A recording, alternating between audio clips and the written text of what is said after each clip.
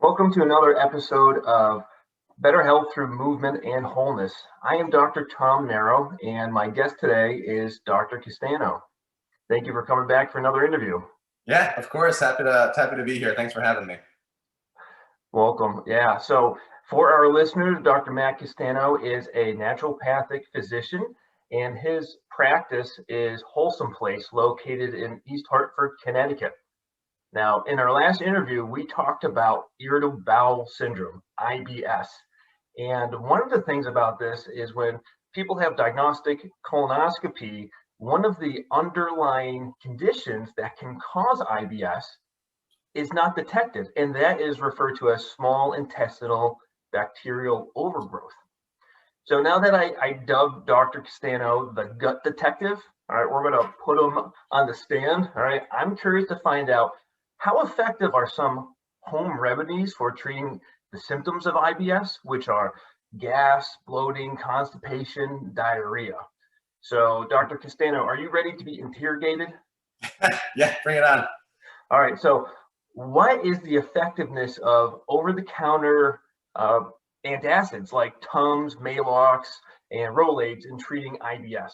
Sure, that's a great question. So, a lot of times, PCPs, GI docs, anytime somebody comes in and has this catch-all term, IBS, irritable bowel syndrome, they're put on antacid either medications or told to use over-the-counter remedies like the ones that you mentioned, Tums, Rolaids, Malox. The intent of these antiacids are to do exactly that. They're intended to reduce the stomach acid that oftentimes is associated with reflux, heartburn, sometimes the development of stomach ulcers, and then even just generalized stomach pain. Instead of doing further investigation to really identify the root cause of what's causing the IBS to manifest, it's easy for a lot of doctors to just dole out these medications and over-the-counter remedies. The way that Tums work is Tums is calcium carbonate. Rolaids is calcium carbonate and a type of magnesium. And then Malox is actually a combination of magnesium and aluminum hydroxide. So let's start with Tums. Calcium carbonate, when you take Tums, it goes into the stomach and the calcium ends up complexing, the carbonate ends up complexing with the hydrochloric acid in our stomach to produce CO2, water, and then it liberates the calcium for potential absorption. Acutely, if you're in a pinch and you need to really reduce your stomach acid, you had some bad food or something like that, Tums every once in a while is fine. The problem is that a lot of people get addicted to taking Tums and they're constantly taking this calcium carbonate. That calcium can be absorbed into the system and cause deposition, calcium deposits in the arteries, in the kidneys, basically in places that it shouldn't necessarily go. So, Tums isn't just necessarily a benign over-the-counter medication. I've seen it actually lead to kidney stones in several patients who took them chronically. The same exact thing goes for calcium carbonate. The only difference with that is that it has some artificial sweeteners and flavoring and the presence of magnesium hydroxide, but it's exactly the same thing, calcium carbonate. Malox is a little different. It's got magnesium hydroxide and aluminum hydroxide.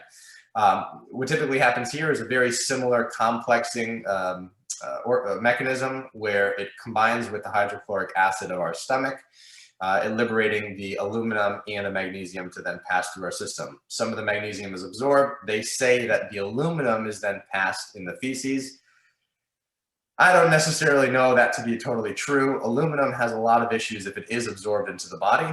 It's been shown to be associated with Alzheimer's disease, neurological issues, heavy metal problems, and detoxification issues. I'm not a huge fan of the idea of ingesting aluminum, even though it is a fairly abundant mineral in the environment. The more we can reduce our exposure to this potentially harmful metal, the better. So the real takeaway, Tums and Rolaids, if you're in an acute circumstance, you're having really bad heartburn, fine, you can use that, but they should absolutely not be a regular daily thing. Malox across the board, I would pretty much say, try to avoid that one just because of the presence of the aluminum. But then the real question then becomes, okay, we have this acid in our stomach, which is supposed to normally be there. Why are we trying to reduce the presence of that acid and the strength of the acid? It's a very simplified explanation to say, oh, well, you're just producing too much acid and some of it's sloughing up into the the esophagus and causing heartburn. Okay, why? Why is this happening? Is it because we're eating food that we might be sensitive to and doesn't jive with our system? Do we have a potential bacterial infection in the stomach, like H. pylori? Do we have a bacterial overgrowth in the small intestines, like you had alluded to initially, the small intestinal bacterial overgrowth? By reducing our stomach acid with these antacid medications, sure, they might help in the short term, but you're eliminating your first line of defense against any bacteria that you swallow. That stomach acid is intended to kill bad bugs in the foods that we consume. The other thing that the stomach acid is supposed to do is break down food. And so what happens is you could be eating the healthiest diet in the world. It could have all the B12, and you could have B12, could have other nutrients, could have iron. You specifically need hydrochloric acid to break down that food, to liberate the ability to absorb specifically iron and B12. So I see a lot of times as we get older, our stomach acid reduces, and a lot of times older individuals will be put on antiacid medications. Their B12 and iron levels across the board are the lowest in the patients that I see. So really we need to ask ourselves, why is the stomach acid a problem in the first place? Is that actually really the case? Or is it something like the foods that we're eating are not the best? Do we have a bacterial issue like H. pylori or SIBO? Does that make sense? Oh, it's tons of information, but I think it all makes sense. There's a lot of stuff going on in there, but knowing why we're taking something in the first place, but what's already naturally occurring and interfering with that process, it sounds like we might have to relook at how we our relationship with food. Yeah, and the other thing too is so sometimes if somebody's having chronic GERD or that reflux that I talked about, if they actually take a little bit of apple cider vinegar before meals, that actually helps strengthen the acid content of our stomach, helps break down foods easier, and it passes out of the stomach instead of sitting there and fermenting. That really many times is one of the biggest issues, is people will complain of heartburn and reflux. It's actually because the food is sitting in the stomach and can't move on. By taking a little acid, doing the exact opposite of what these antacids are intended to do, it actually gets rid of that food sitting there and the acid for slopping up into our GI tract and in our esophagus, and passes it into the intestines where it should be. Okay. Well, I wanted to follow up with one other question about IBS symptom, and specifically constipation. If a person is typically constipated, but they want to be regular, is it okay if they take laxatives? Yeah, great question. I see this a lot in people who do have chronic constipation. Laxative use, unfortunately, is pretty prevalent in a lot of people. And acutely, again, if you're absolutely in a bind, maybe you just underwent surgery and you were put on some painkillers and that caused some constipation, fine. You know, taking a laxative for a couple of days is an okay thing to do, but you don't want to be on them chronically. We have within our intestines a ton of nerves, and from the brain to our intestinal tract, we're supposed to have a natural process where the nerves are stimulated and it causes the intestines to contract in a wave-like motion called peristalsis. So when we consume food, it goes into our stomach, gets broken down, passed into our intestines, and this peristaltic wave ends up passing the food from one segment of the intestines to the next. When we take a stimulant laxative, what can happen is it can override that natural nerve transmission, and you can eventually become dependent on a laxative to cause a bowel movement. Obviously, we don't want that. So there are a number of natural different things that we can do to help produce a normal bowel movement. Number one, you can use a little bit more fiber in the diet. Green leafy veggies, broccoli, Brussels sprouts, kale, spinach. A lot of these greens are going to provide a bit more of a bulking fiber to be able to help pass a stool. You can use a supplement called psyllium, also brand named Metamucil. You can add that to a smoothie, a shake. You can have that in the morning, and that will help provide a little bit of a binding agent to your stools. The presence of a stool that is a bit more full will push against the sides of the intestines and cause a stretch reflex that will then cause the peristaltic wave to initiate. The other thing you can do is you can take ginger. That helps with that peristalsis. 5-HTP, which a lot of people may have heard about to help with sleep or depression. has been shown to help with intestinal motility. We actually have receptors within our intestines that respond to 5-HTP, which then gets converted to serotonin. I know this is a little bit of a tangent, but we actually produce the majority of the serotonin in our body in our intestines. And the presence of that serotonin causes the intestines to contract.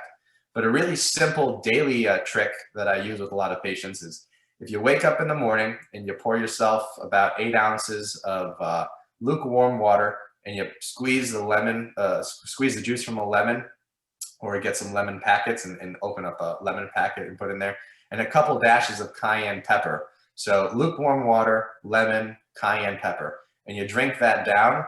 We have intestinal receptors that will respond to the presence of the acid and the D-limonene in the lemon, as well as the capsaicin and the cayenne pepper, that then will initiate that intestinal contraction. And oftentimes you don't need a laxative. Wow. Thanks for all the information there. Dr. Castanho, you, like I said, you are a good detective. You know the inside in and the out. This was amazing. Thank you so much for all the information today. You're very welcome. Thanks for having me. I want to see, before we close off for this recording, can you tell the listeners just one thing that sets you apart, your practice apart from other health clinics, other wellness clinics? Yeah, absolutely. I would say the biggest thing that I do as a naturopathic physician is really try to identify the root cause of why somebody's experiencing the symptoms that they are. It's all too often that you go to see a doctor and you're complaining of a specific ailment, whether it be IBS, intestinal pain, reflux, and you're kind of shooed out of the office all too quickly with a medication that doesn't really address the root cause as to why you're experiencing that type of symptom. That's my job. I try to get to the true root cause of what's causing the symptom to manifest. Once that's identified, then I can treat the person appropriately so that they don't need medication and the body is able to heal itself. The problem with not addressing the root cause is that one symptom may just be a singular manifestation of the true root problem, but that could crop up in a whole bunch of different ways. Perfect example is eczema. You're given a steroid cream because you have eczema.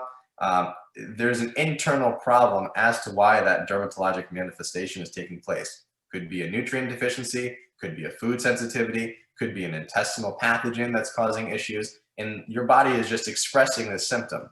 I think what I do differently from most clinics is that I really truly try to get to the root cause of what's causing, the person's symptom, eradicate that from the source, and then holistically treat the person as opposed to just playing whack-a-mole with symptom management.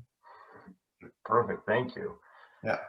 Well, all right. So for our listeners, if you have a gut health related question for Dr. Castanho, leave a message, type your question into the comment box, and we'll be sure to take a look at it for you, try to get it answered. Thanks for watching another episode of Better Health Through Movement and Wholeness. Stay tuned for our next episode. Thanks a lot. Thanks for having me, Tom.